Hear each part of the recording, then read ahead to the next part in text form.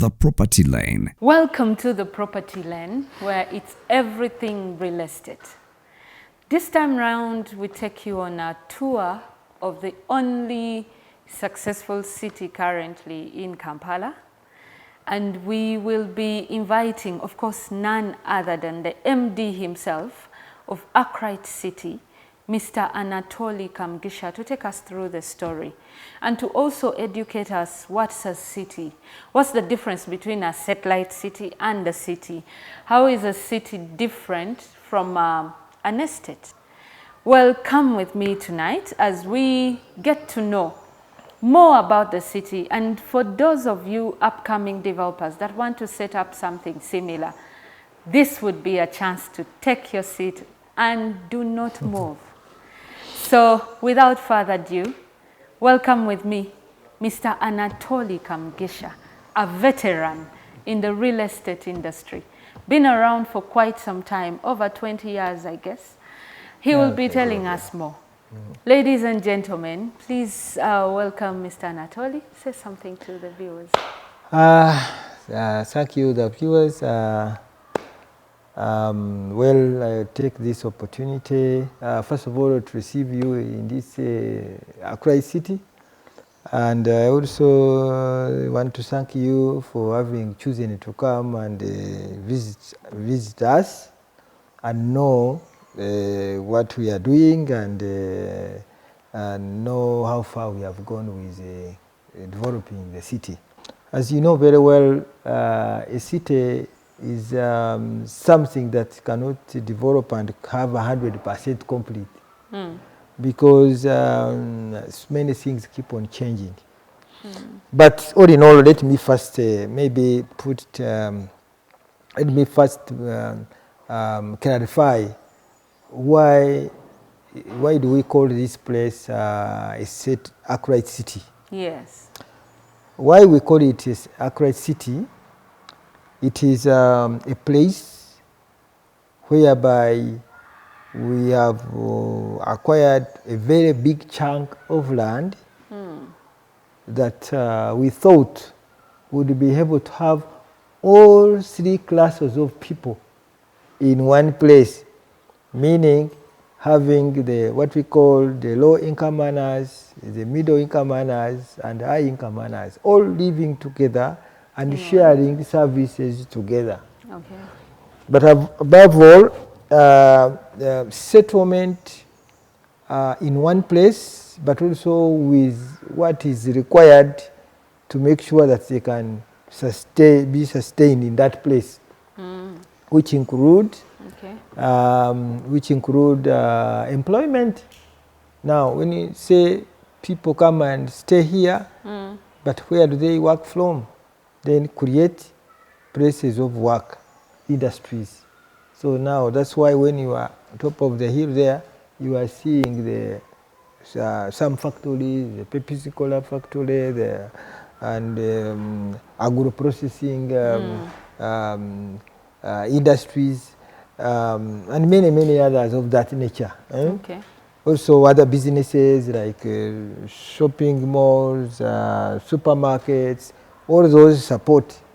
You have seen schools, both nursery, primary, all those. You have seen, when you were coming here, you saw some churches around us here.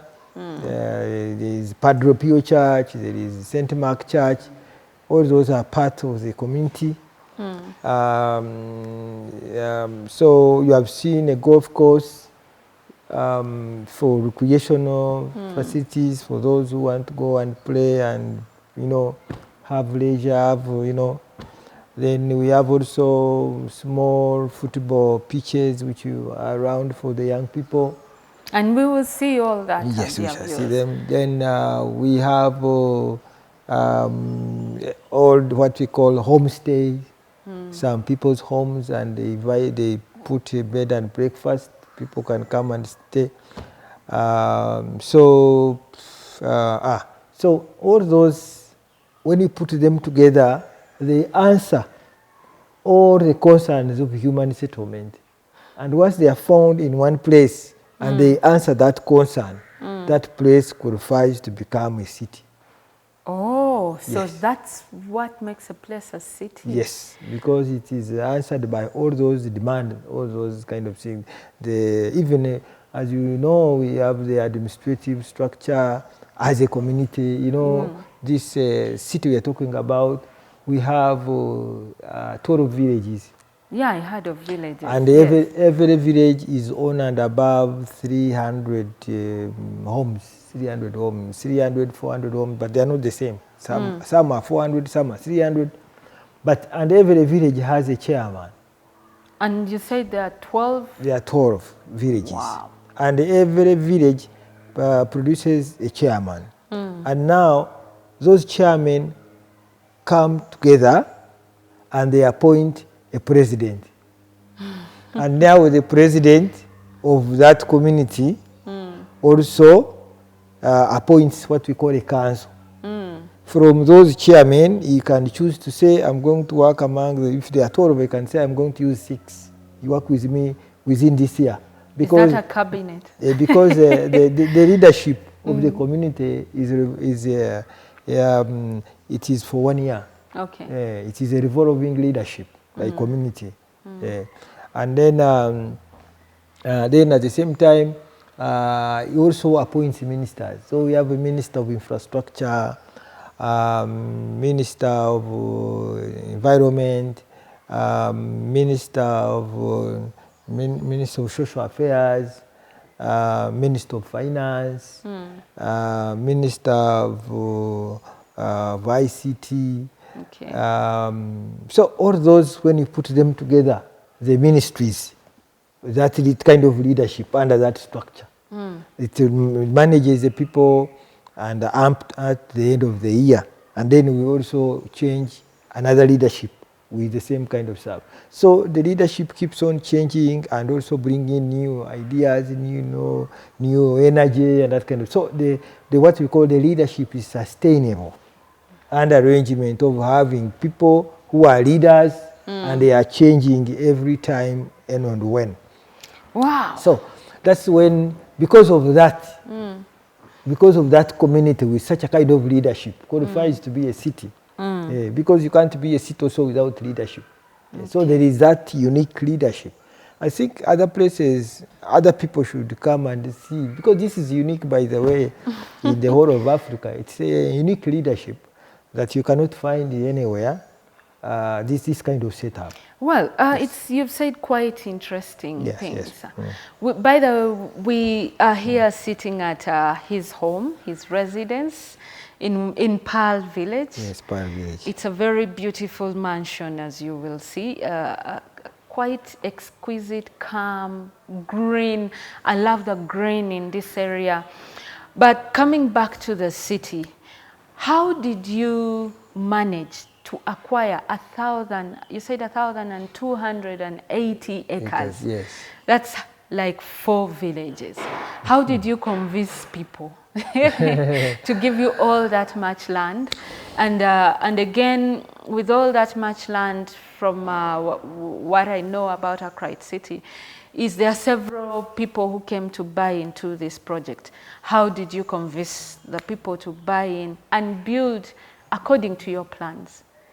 Because the estates we know normally, people come and buy already built villas. But with the Akright project system, you are selling land and selling a plan. And people are coming and building what they want, but according to the plans of that village. Could you tell us more on how you got started?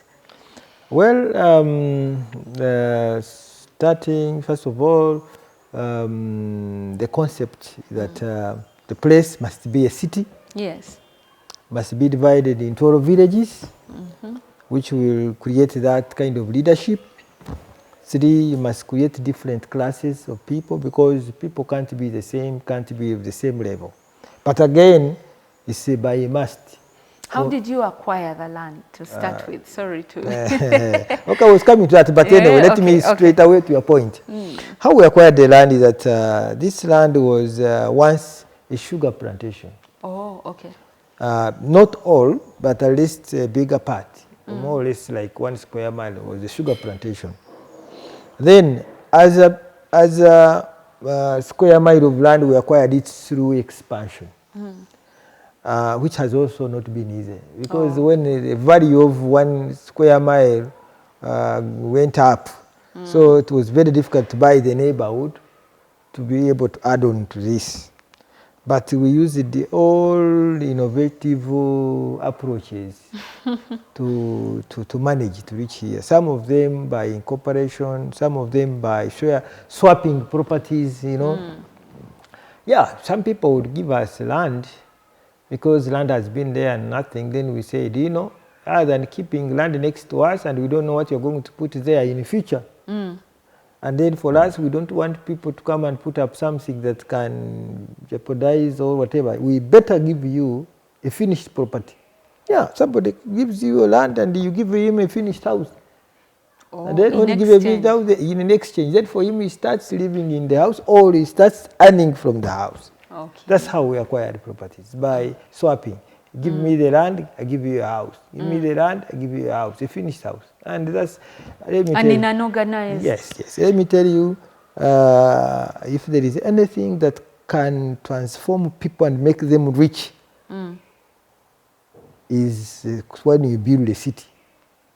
Because when I see the people who came and became part of this, all of them have become rich. How? Take an example.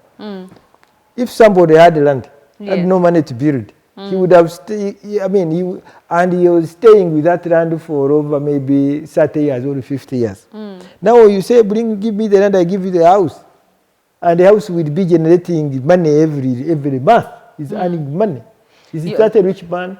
He has been having land but not earning any money from it. Now you said, give me the land, me I develop it, me I give you a finished house. But is it that enough to make that person rich? Another thing, when we were starting, of course, it was very difficult. We were convincing people to make sure they buy into a project. And of course, we made a lot of compromises. A lot of sacrifices, a lot of what. Take an example. Clothes we used to sell 6 million. 6 million, 8 million, How 10 much million. is it now? Now it is 200 million. Wow. Now, someone who bought something like maybe 2 plots, isn't he now earning 400 million? You get my point? Yes. When maybe if he bought 2 plots at 6 million each, that is 112 million. Now he's 400 million. So don't you think that person is rich because of concept?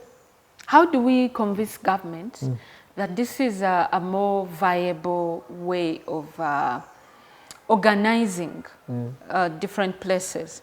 Because when Akright projects came to this neighborhood, first of all, land in terms of value, you have said, shot up.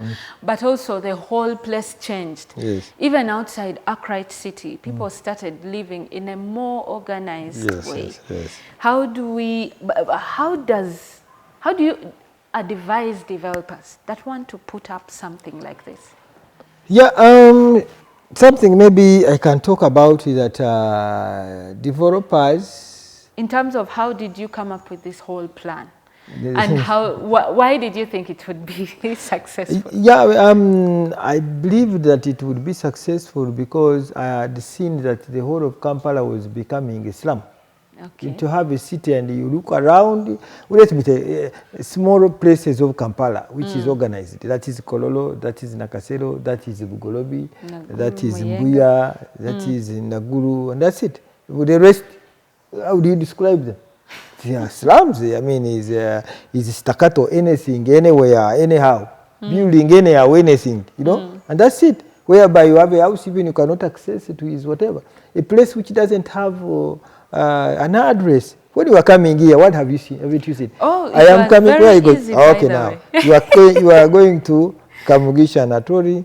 The whole residence is you drive through Golf Course Road, turn on your right, Ashoka Road, house number 8.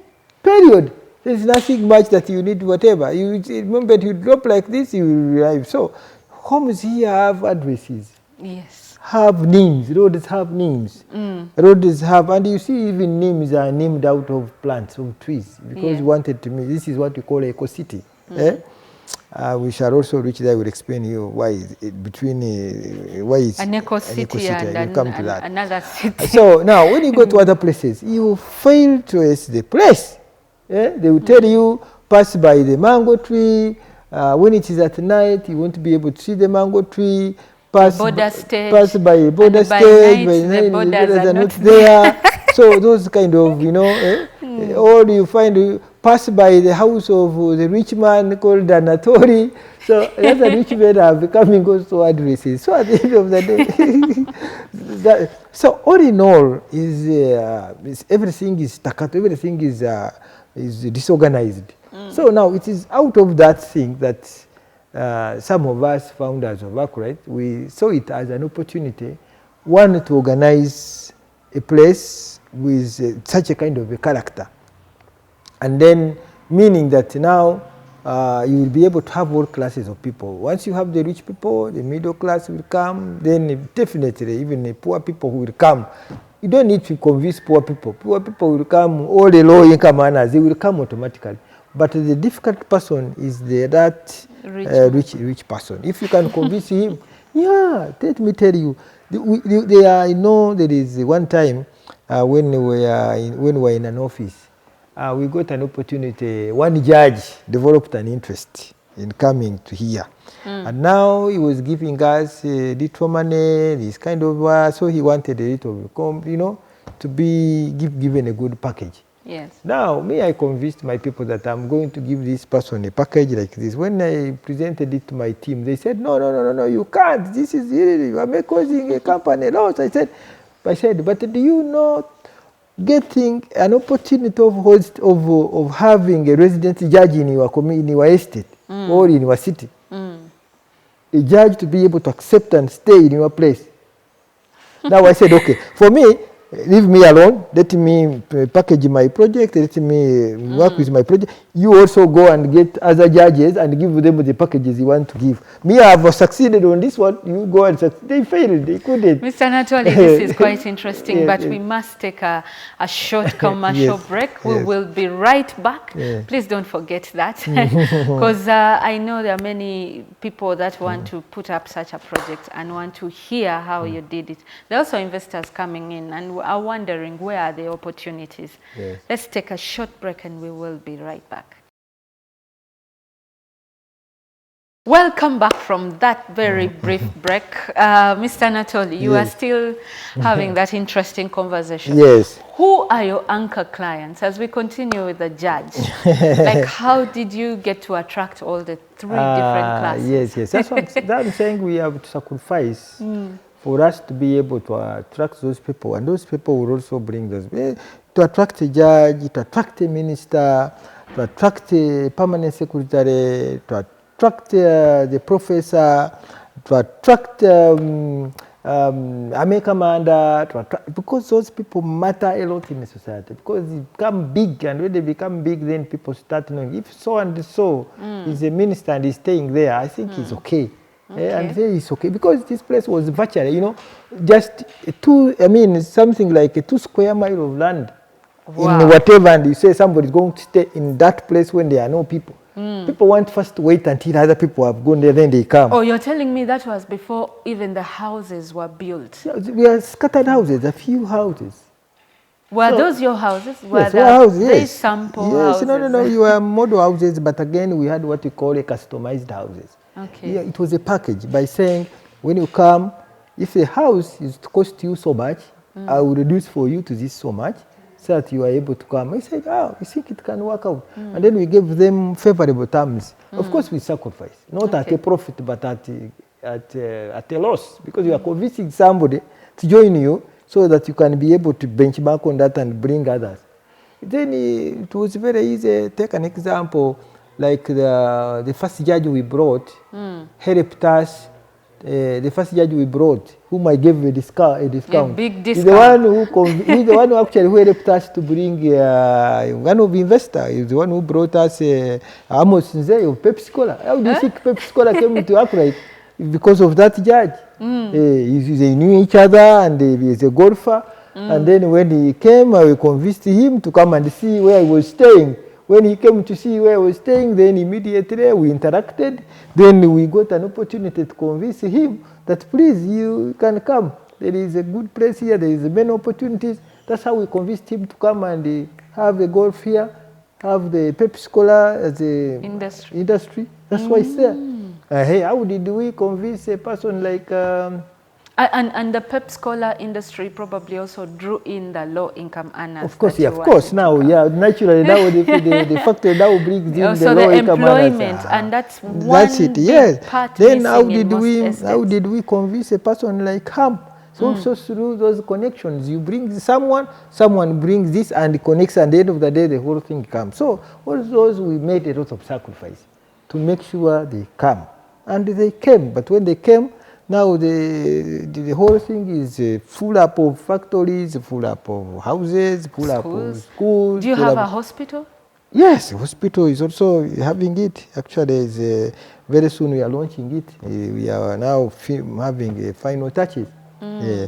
All those things we have them because it's a city. When you talk about a city and you don't have a hospital, that's not a city. Yeah, I was going to, because among all the those are things part. you listed, No, those are part of the. It is a complete package, a complete facility that supports human settlement. Okay. So that's how we managed to bring all that high class people, and then high class people were able to get these other people as well. So that's but it's not easy. So there was a lot of sacrifice. So we managed now to buy more land by convincing more people to give us more land, by giving them a lot of packages, give them money, give them transfers. We buy them other land in the village there. If his land here, we would buy land there. Let me buy 10 acres, and he gives us an acre here. Hey. You give him a land in the village. Very far from whatever, maybe 20, 30 kilometers, and then he gives us an acre. One acre, an exchange for 10. Are you still doing that? No. We're targeting. Because I know it's not many possible. people would be like, please come and take my land. No. Those are the days of development, and those are the days of mobilization, and it was taken over now by Invent.